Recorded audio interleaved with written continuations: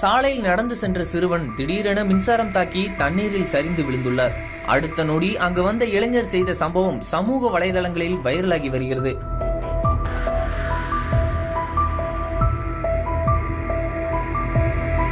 சென்னை அரும்பாக்கம் மாங்காளி நகர் பகுதியில் நேற்று முன்தினம் பெய்த கனமழையின் காரணமாக அருகிலுள்ள சாலையில் தண்ணீர் தேங்கி கிடந்துள்ளது. அப்போது அதே பகுதியைச் சார்ந்த மாணவன் ரேயன் அந்த சாலையில் நடந்து சென்றுள்ளார்.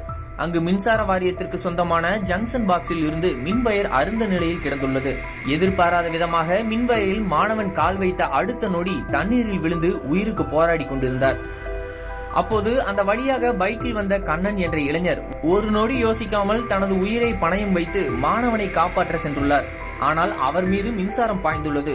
ஒரு நிமிடம் யோசித்த இளைஞர் திடீரென அடுத்த நொடி மாணவனின் கையை பிடித்து வெளியே இழுத்து வந்து முதலுதவி சிகிச்சை அளித்து காப்பாற்றியுள்ளார். இதனையடுத்து மாணவனின் ஐடி கார்டில் இருந்த செல்போன் எண்ணை தொடர்பு கொண்டு தகவல் அளித்துள்ளார்.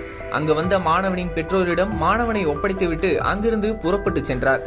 மின்சாரம் தாக்கி உயிருக்கு போராடிய மாணவனை காப்பாற்றும் இளைஞரின் சிசிடிவி காட்சிகள் வெளியாகியுள்ளது.